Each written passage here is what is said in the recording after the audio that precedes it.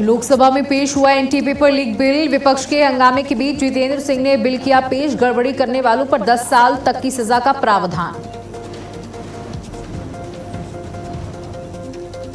संसद परिसर में विपक्ष का प्रदर्शन। राहुल गांधी और अखिलेश यादव प्रदर्शन में शामिल। सरकार के खिलाफ नारेबाजी कर पीएम से माफी की मांग की।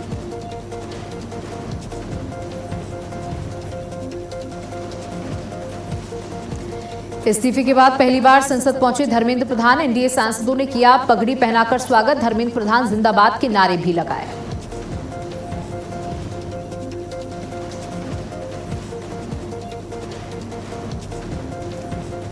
सीजेपी के विरोध प्रदर्शन मामले में सुप्रीम कोर्ट में सुनवाई। पुलिस के लाठीचार्ज, कोर्ट ने की टिप्पणी। शांतिपूर्ण प्रदर्शन संवैधानिक अधिकार। आंदोलन का मतलब लाठीचार्ज नहीं।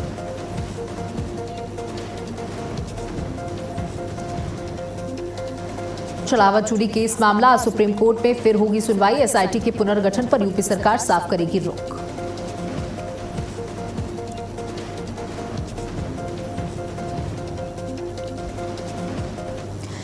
नमस्कार, आप देख रहे हैं भारत अपडेट और मैं हूं आपके साथ सौम्य अवस्थी। बुलेटिन की शुरुआत करेंगे। उत्तराखंड के मुख्यमंत्री पुष्कर सिंह धामी आज रुड़की पहुंचे, जहां उन्होंने आनंद स्वरूप आर्य सरस्वती विद्या मंदिर शिशु वाटिका के नवनिर्मित भवन का लोकार्पण किया। इस मौके पर आयोजित प्रतिभा सम्मान समारोह में मुख्यमंत्री ने मेधावी छात्र छात्राओं को सम्मानित कर उनका उत्साह बढ़ाया। अपने संबोधन में उन्होंने शिक्षा, संस्कार और राष्ट्र निर्माण के मूल्यों पर जोर देते हुए कहा कि प्रतिभाओं को आगे बढ़ाने के लिए बेहतर शैक्षणिक माहौल जरूरी है। मुख्यमंत्री के दौरे को लेकर प्रशासन पूरी तरीके से मुस्तैद रहा और कार्यक्रम में भाजपा के वरिष्ठ पदाधिकारी, जनप्रतिनिधियों, छात्रों, अभिभावकों और बड़ी संख्या में स्थानीय लोगों ने हिस्सा लिया।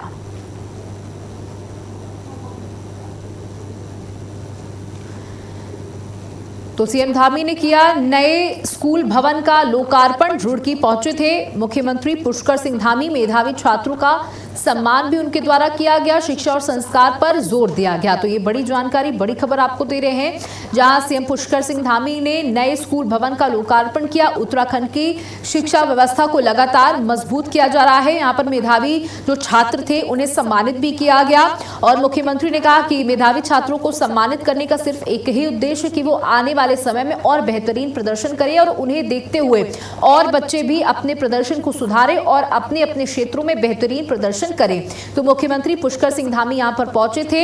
यहां पर तमाम सांस्कृतिक प्रस्तुतियां भी छात्रों के द्वारा दी गई, जिसे देख करके मुख्यमंत्री बेहद प्रसन्न भी नजर आए। मेधावी छात्रों का सम्मान किया गया और बड़ी संख्या में यहां पर छात्र छात्राएं मौजूद रहे। शिक्षा और संस्कार पर यहां मुख्यमंत्री के द्वारा जोर दिया गया। नए स्कूल भवन का लोकार्पण किया गया। रुड़की में इस नए स्कूल भवन का लोकार्पण किया गया।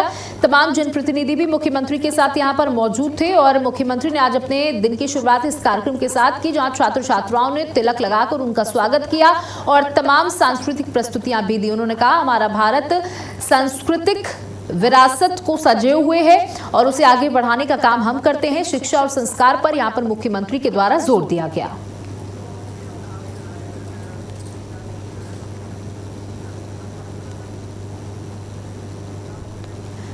तो ये आपको सीधे देहरादून लेकर के चलते, जहां से पुष्कर सिंह धामी क्या कुछ कह रहे हैं, सुनिए।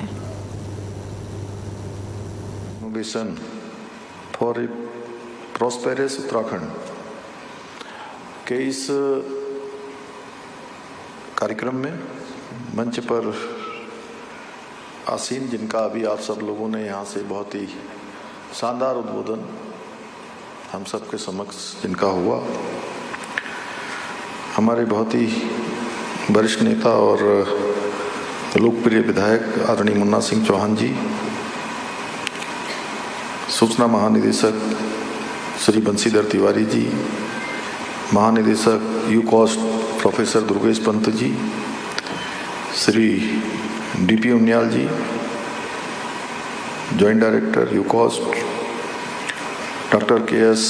संजय जी, अध्यक्ष एम्स गुवाहाटी और चिकित्सा के क्षेत्र में अनेकों कीर्तिमान उन्होंने स्थापित किए हैं। Doctor DP. जायसवाल जी, निदेशक जीवी पंत कृषि एवं प्रौद्योगिकी विश्वविद्यालय Pantnagar, managing director Pioneer Shri Ajit Sinha जी,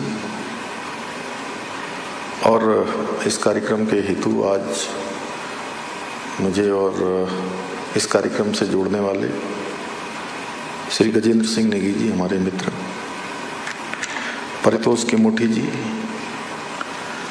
आए हुए भट्ट जी, हमारे यहाँ पर इंजीनियर भवानी शंकर पांडे जी, सिन्हा जी, हमारे सभी आए हुए अतिथिगण, हालचंद जी, पीछे दीपक जी, दीपक फरसवाण साहब, और हमारे डॉक्टर BS नेगी जी हिंदुस्तान समाचार से, और सभी आए हुए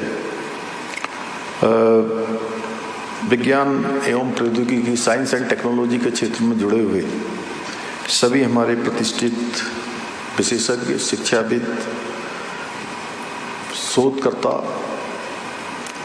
नीति निर्माता एवं हमारे उदयमान नवोदित मेरे प्रिय सभी छात्र एवं छात्राएं, हमारे स्टूडेंट्स और मीडिया के सभी हमारे मित्र, मैं आज के इस अवसर पर आप सभी का हृदय से स्वागत करता हूं, आप सबका अभिनंदन करता हूं, और आप सबके बीच में आज इस महत्वपूर्ण अवसर पर उपस्थित होकर मुझे अत्यंत प्रसन्नता हो रही है। अच्छा होता ऐसे कार्यक्रम में कि पहले से व्यस्तता न होती तो मैं पूरे दिन भर रहता, और एक से एक मुन्ना सिंह जी भी जो आज बोल रहे थे वो हम मतलब ऐसे सुन रहे थे कि जैसे वो कहीं किसी वैज्ञानिक के नाते, किसी बड़े जिन्होंने शोध के क्षेत्र में काम किया है, उस प्रकार का उनका व्याख्यान हो रहा था, जबकि वो उनकी फील्ड अलग है। जब उनकी फील्ड अलग है वो ऐसा बोल रहे थे, इस तरह से बोल रहे थे, एकदम बिल्कुल उसके अंदर डीप जाकर, गहरे में उतरकर, और ऐसा लग रहा था किसी ध्यान में मग्न हो गए बोलते बोलते। क्यों सती जी, आपको भी ऐसा लग रहा होगा? तो जब राजनीतिक क्षेत्र का व्यक्ति, सामाजिक क्षेत्र का व्यक्ति इस प्रकार से बोलता है, तो ऐसे कार्यक्रम में अन्य लोगों की अभिव्यक्ति किस प्रकार की होगी, हम लोग स्वयं उसका अंदाजा लगा सकते हैं। और ये आज का आयोजन केवल औपचारिक सम्मेलन नहीं है, बल्कि ये हमारे उत्तराखंड की भविष्य की दिशा क्या होगी, दशा क्या होगी, उसको तय करने वाला एक बहुत ही अत्यंत महत्वपूर्ण ये मंच है। और आज जब पूरा विश्व साइंस, टेक्नोलॉजी, इनोवेशन के बल पर विकास की नई ऊंचाइयों को छू रहा है, नए नए शोध हो रहे हैं, नए नए अनुसंधान हो रहे हैं, नया इनोवेशन हो रहा है, ऐसे समय में साइंस, टेक्नोलॉजी और इनोवेशन को मुख्य धारा से जोड़ने का आज का ये विषय अत्यंत प्रासंगिक, और जो आज के नीड ऑफ आवर, समय की जो आवश्यकता है, मैं इस अत्यंत और महत्वपूर्ण कार्यक्रम के आयोजन के लिए द पायनियर समाचार पत्र समूह और उत्तराखंड राज्य विज्ञान एवं प्रौद्योगिकी परिषद यूकॉस्ट और उनकी पूरी टीम को मैं बहुत धन्यवाद देता हूं कि उन्होंने हमारे बच्चों के लिए एक अच्छा कार्यक्रम यहाँ पर आयोजित किया है। और मैं ये देख के मुझे अत्यंत खुशी हो रही है कि हमारे प्रिय बच्चे, छात्र छात्राएं भी बड़ी संख्या में यहाँ पर आए हैं। और उससे भी अच्छा मुझे क्या लग रहा है कि हमारे ये जो बच्चे हैं, ये कार्यक्रम में औपचारिक रूप से सम्मिलित नहीं हुए हैं कि किसी कार्यक्रम में आए हों और बैठे हों। मैं उनकी जिज्ञासा देख रहा हूँ, टकटकी लगा के यहाँ के जो वक्ताओं के वक्तव्य हो रहे हैं उसको सुन रहे हैं, बहुत ध्यान से सुन रहे हैं, और ये हमारे लिए बहुत अच्छा है। मुझे पूरा विश्वास है कि आज का ये कार्यक्रम उत्तराखंड को विज्ञान, टेक्नोलॉजी और नवाचार के क्षेत्र में नई ऊंचाइयों पर ले जाने के लिए अनेक सुझाव और नई संभावनाएं लेकर आएगा।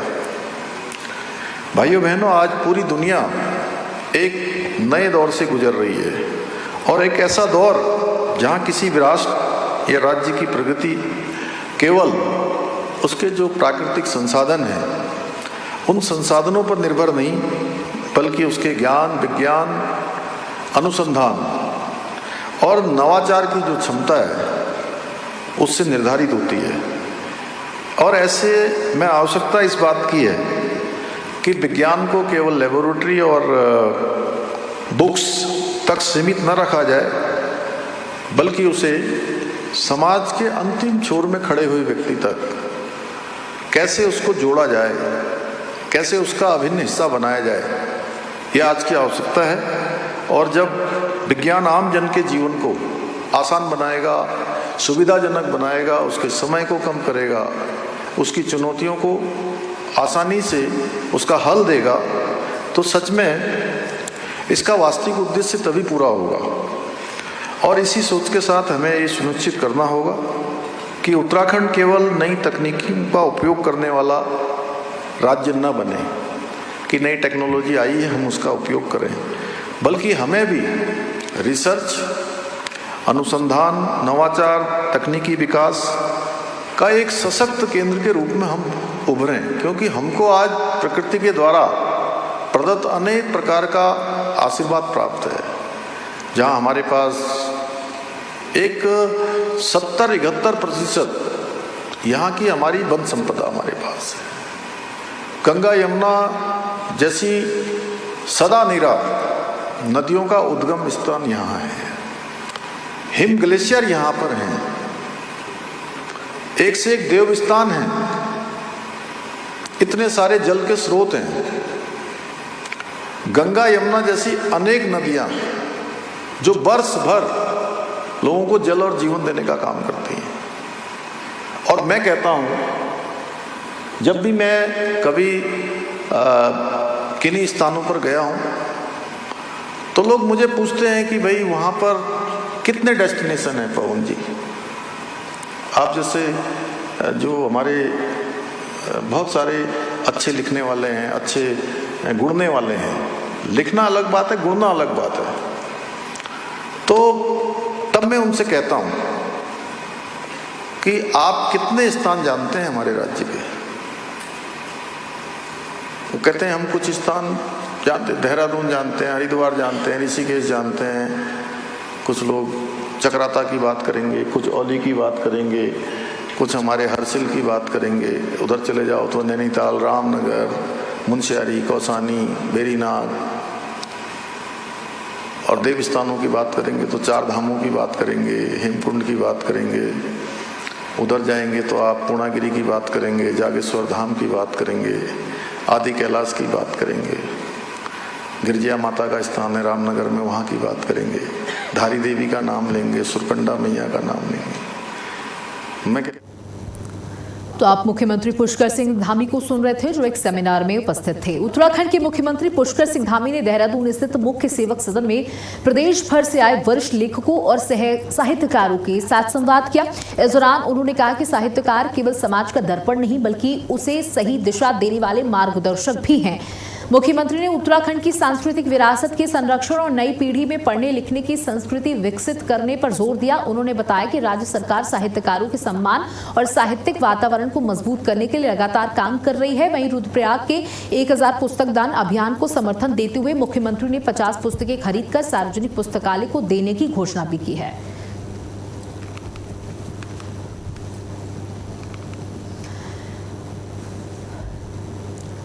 तो पुष्कर सिंह धामी ने कहा कि साहित्यकार समाज का दर्पण होते हैं और लगातार हमारी सरकार साहित्य को प्रोत्साहन देने का काम करती है।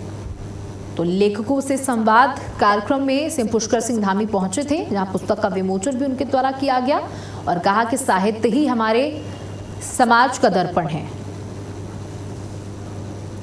उत्तराखंड में समावेशी शिक्षा को मजबूती देने की दिशा में बड़ा कदम उठाया गया है। श्रीनगर में विद्यालय शिक्षा मंत्री डॉक्टर धन सिंह रावत के गढ़वाल मंडल के 59 नवचयनित सहायक अध्यापक एलटी को नियुक्ति पत्र वितरित किए गए। इस मौके पर उन्होंने कहा कि विशेष आवश्यकता वाले बच्चों को गुणवत्तापूर्ण शिक्षा उपलब्ध कराने में इन शिक्षकों की भूमिका बेहद अहम होगी। शिक्षक मंत्री ने कहा कि राज्य सरकार शिक्षा व्यवस्था को आधुनिक, गुणवत्तापूर्ण और समावेशी बनाने के लिए लगातार काम कर रही है। उन्होंने नवनियुक्त शिक्षकों से संवेदनशीलता, समर्पण और कर्तव्य निष्ठा के साथ अपने दायित्व निभाने का आह्वान किया।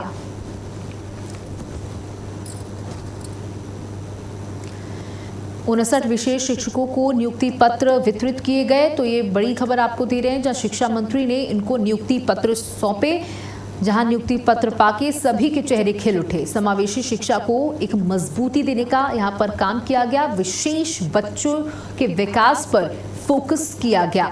59 विशेष शिक्षकों को नियुक्ति पत्र दिया गया, जो अपने काम से उन बच्चों को आगे बढ़ाने का काम करेंगे जो कहीं ना कहीं किसी न किसी रूप से डिसेबल हैं। समावेशी शिक्षा को एक मजबूती देने का काम सरकार के द्वारा किया गया इन शिक्षकों को नियुक्ति पत्र प्रदान करके।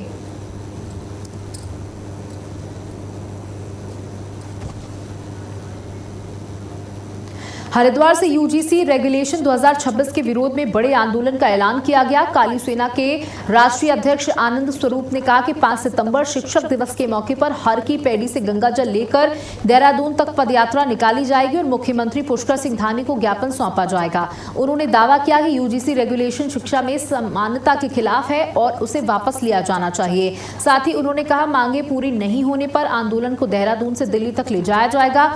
आनंद स्वरूप का दावा है कि इस आंदोलन में 250 से 300 संगठन शामिल होंगे।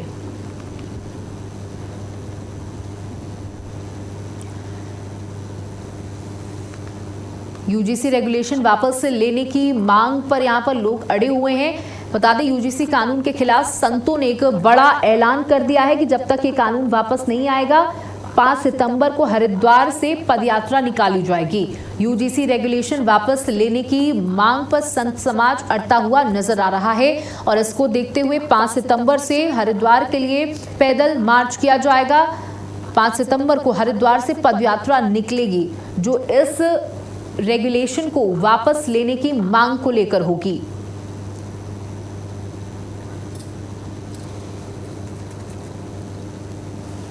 पाँच सितंबर शिक्षक दिवस है।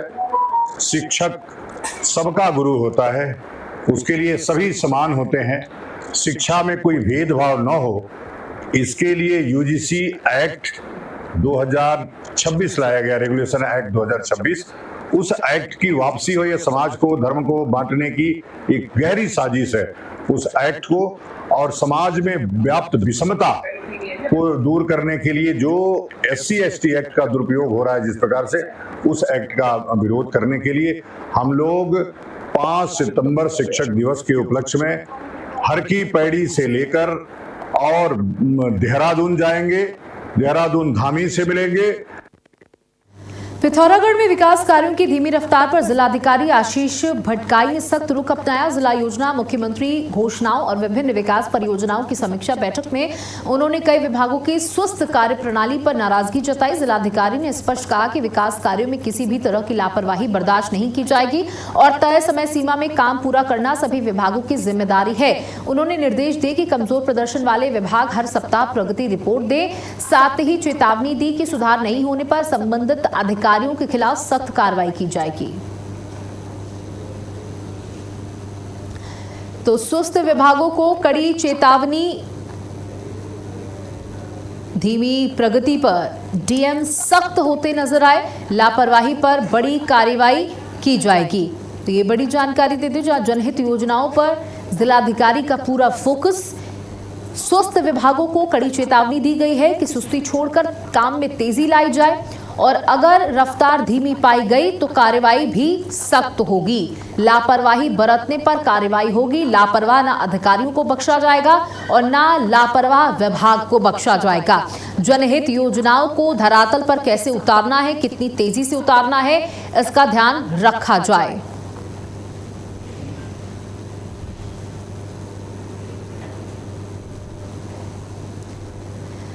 तो पिथौरागढ़ में ये मीटिंग हुई थी जहां जिलाधिकारी ने सभी विभागों को सख्त निर्देश दे दिए कि अगर किसी विभाग के द्वारा लापरवाही बरती जाती है, सुस्ती दिखाई जाती है, जनहित योजनाओं में धांधली की जाती है या कोई भ्रष्टाचार पाया जाता है तो कार्रवाई बहुत सख्त होगी। वो अधिकारी भी सचेत हो जाएं और वह विभाग जो काम धीमी रफ्तार से कर रहे हैं, जनहित के कामों को धरातल पर उतारने में सुस्ती दिखा रहे हैं, वो भी सतर्क हो जाएं और अपने काम में स्पीड लेकर आए, तेजी लेकर आए।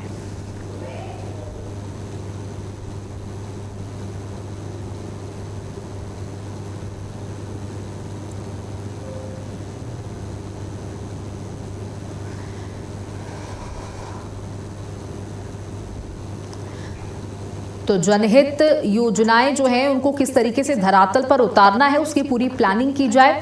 अगर कोई समस्या आ रही है तो जिलाधिकारी ने कहा कि वो उनसे डिस्कस करें, वो विभाग उनके पास आकर उस समस्या को बताएं और तुरंत इसका निस्तारण किया जाए और जो जनहित के काम है उनको धरातल पर उतारा जाए और जनता को उसका लाभ पहुंचाया जाए। तो धीमी प्रगति पर डीएम सख्त होते यहां पर नजर आए।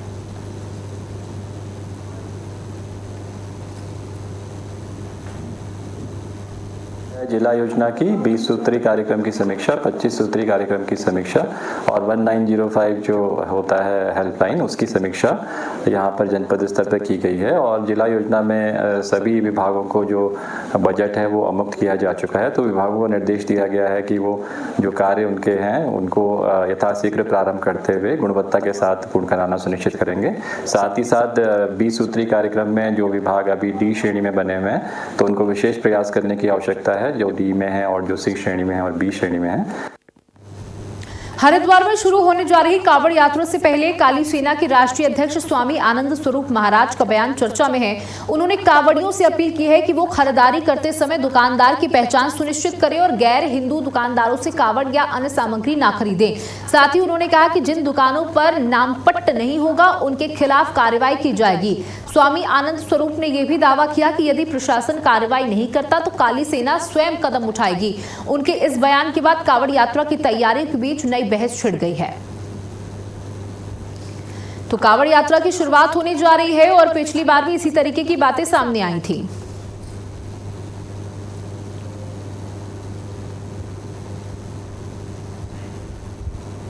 घोषणा किया था कि यदि कोई कांवड़ मेला में दुकानें गैर हिंदुओं की रही तो हम उसको बलपूर्वक हटाएंगे।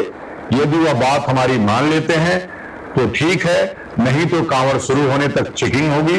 उस चेकिंग में यदि कोई गैर हिंदू पाया गया तो उसकी फिटनेस होगी और फिटनेस के साथ साथ उस पर कार्रवाई होगी। क्योंकि यह तीर्थ क्षेत्र है और यह हिंदुओं का मेला है।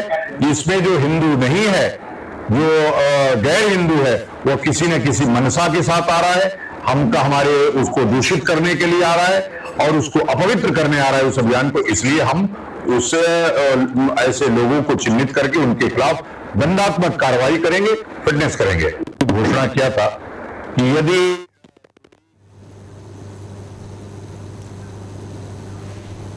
सावन के दूसरे सोमवार पर भगवान शिव के मंदिरों में सुबह से ही श्रद्धालुओं की भारी भीड़ उमड़ पड़ी।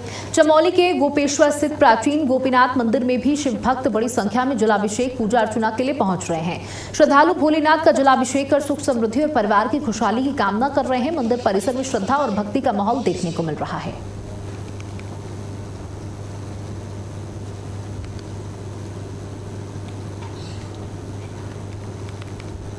तो गोपीनाथ मंदिर में श्रद्धालुओं की भारी भीड़ देखने को मिली। बाबा भोलेनाथ का जलाभिषेक किया गया। बाबा भोलेनाथ के दर्शन करने के लिए बड़ी संख्या में लोग सुबह से ही पहुंचे थे। सुबह से ही मंदिरों में भक्तों की भारी भीड़ देखने को मिली थी।